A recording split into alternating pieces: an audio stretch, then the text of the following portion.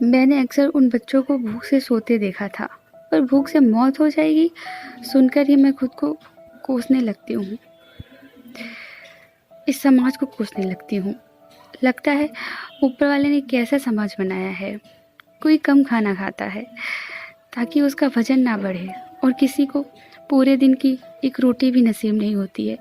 कैसा समाज है, कितनी कुरीतियाँ हैं जो इस समाज में फैली हुई हैं, जो ना जाने कितने बच्चों को अनाथ कर देती हैं। इसी तरह कहानी है ये दो बच्चों की, अनाथ बच्चों की।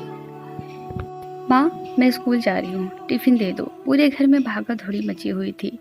सुबह का समय था, सबको अपने अपने काम के लिए जाना था। अंजू की दादी भगवान की पूजा कर रही थी। अंजू जो 8 साल की थी, स्कूल जाने के लिए तैयार थी।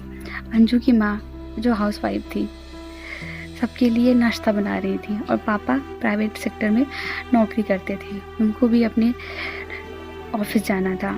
उस घर में खुशियाँ ही खुशियाँ थी। सब बहुत अच्छा चल रहा था। कुछ ही दिनों बाद अंजू के घर में एक नया मेहमान आ गया। उसका भाई रोहित, प्यारा सा, छोटा सा, अंजू का लाडला, और उस पूरे घर में सबका लाडला। सब बहुत खुश थे। उसका परिवार अब पूरा हो चुका था। पर ना जाने किसकी नज़र लग गई उस हंसते खेलते परिवार को, और कुछ ही दिनों में माँ अंजू और भाई रोहित को छोड़कर चली गई भगवान के पास, हमेशा हमेशा के लिए। बेचारी अंजू अक्सर माँ को याद करती थी और रोती थी। पर रोहित को क्या पता था कि आखिर माँ क्या होती है, उसके होने ना होने से घर में क्या कमी है। जैसे तैसे वक्त गुजर रहा था, क्योंकि अभी तो उनके साथ उनके पापा और उनकी दादी थी, जो उन दोनों बच्चों की देखभाल करती थी। पर वक्त को तो शायद कुछ और ही मंजूर था। रोज की तरह एक दिन अंजू के पिताजी ऑफिस जा रहे थे, और अचानक ही खबर आई कि अंजू के पिता का एक्सीडेंट हो गया है ट्रक से, और उनकी वहीं पे मौत हो गई। उस परिवार पे तो जैसे दुखों का पहाड़ टूट पड़ा हो। कितना बेदर्द है ना ऊपर वाला, जिस पर पहले से ही मुसीबत हो उसको और मुसीबत दे देता है। क्या बताएं, भगवान भी ना क्या करना चाहता है आखिर इन बच्चों के साथ। दादी ही थी उन दोनों बच्चों का आखिरी सहारा, उनका सब कुछ। जहाँ इन्हें सब पूछने वाले थे, वहीं इन्हें अब कोई पूछता नहीं था। क्यों पूछते आखिर, अब था ही इनके पास क्या। इनके खुद के चाचा इन्हें नहीं पूछते थे। अंजू की दादी ही थी अब उनका आखिरी सहारा उन दोनों बच्चों के लिए, जो उनका पेट भरती थी। दादी अक्सर खेत में जाती थी। खेत में पड़े वो बेकार आलू उठाकर लाती थी, जो दूसरे फेंक देते थे, और गेहूं की बाल, उसका एक एक दाना निकालकर बच्चों के लिए खिचड़ी बनाती थी, और वही उनको खिलाती थी। जब तक वहाँ चलता था उसी से उनका गुजारा होता था। बाकी समय दादी लोगों से भीख मांग कर आती थी। क्या करती बेचारी बुढ़ापे में, और क्या कर भी सकती थी। बस जितना होता था वो उन बच्चों के लिए करती थी। उन बच्चों के लिए त्यौहार भी रोज़ की तरह ही होता था, वैसा ही, वही कपड़े, वही सुबह, वही रातें, वही खाना, वही सब कुछ होता था उनके लिए। जो लोग पटाखे जलाकर छोड़ देते थे सुबह, वो बच्चे वही उठा कर लाते थे। उसी से उनकी दिवाली होती थी। बेचारे बच्चे। नए कपड़े तो जैसे उनके नसीब में ही नहीं था। वही पुराने और फटे कपड़े जो कोई दे देता था वही पहनते थे। क्या करते बेचारे, आखिर किससे जिद करते नए कपड़ों के लिए। ठंड में दोनों बच्चे दादी की साड़ी ओढ़कर सोते थे। दादी उनको अपने सीने से लगाकर दोनों बच्चों को सुला देती थी। बच्चे ठंड से बच जाते थे, पर शायद ऊपर वाले को ये मंजूर नहीं था कि वो बच्चे खुश रहें, और ऊपर वाले ने एक नया खेल खेला उन बच्चों के साथ। उनका आखिरी सहारा उनकी दादी, उनको भी ऊपर वाले ने छीन लिया। और एक दिन उनके अपने चाचा ने उनको घर से बाहर निकाल दिया, उन मासूम बच्चों को, और उनको अनाथ कर दिया।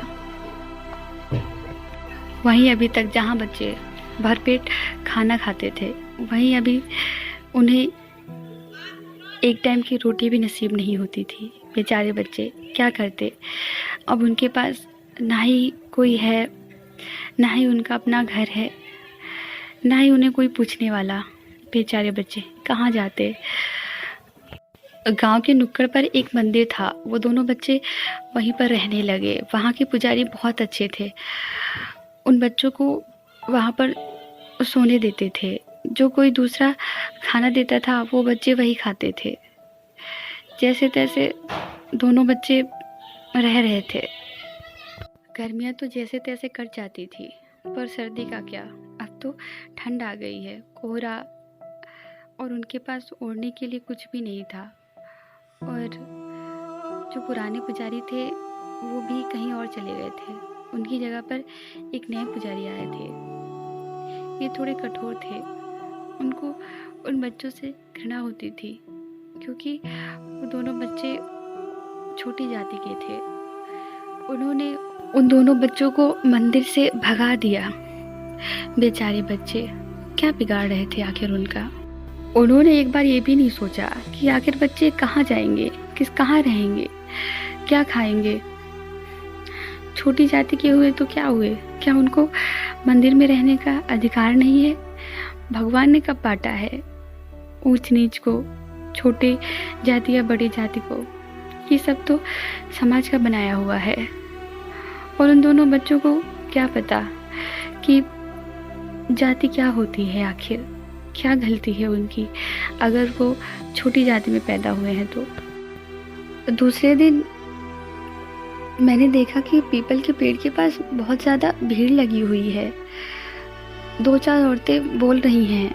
बेचारे बच्चे सर्दी में सह ना सके और मर गए। मैंने जाकर देखा तो वही दोनों बच्चे थे, अंजू और रोहित, जो इस दुनिया को छोड़कर जा चुके थे, इस समाज की कुरीतियों से दूर हो गए थे, अपने आप को आज़ाद कर दिया था। समाज में नहीं रहना था उन्हें। अब दोनों जा चुके थे अपने परिवार के पास, अपनी माँ, अपने पापा और अपनी दादी के पास। उन्हें अब नहीं चाहिए ये समाज, नहीं रहना उन्हें। जा चुके थे दोनों बच्चे। शायद उन्हें ठंड ने आज़ाद कर दिया था, हमेशा हमेशा के लिए। अब उन्हें भूख नहीं लगेगी, ना ही उन्हें नए कपड़े चाहिए, ना ही उन्हें रहने के लिए घर चाहिए। अनाथ शब्द उनके साथ नहीं गया, वो यहीं रह गया। क्योंकि अभी बहुत से ऐसे बच्चे हैं जो इसी तरह से अकेले रह रहे हैं, भूखे प्यासे सो रहे हैं, और उनका कोई घर नहीं है, इसीलिए वो अनाथ हैं। दोस्तों, आपको ये स्टोरी कैसी लगी कमेंट करके ज़रूर बताइएगा, और मेरे चैनल को सब्सक्राइब कीजिए, लाइक कीजिए और इसे शेयर ज़रूर कीजिए। Thank you so much.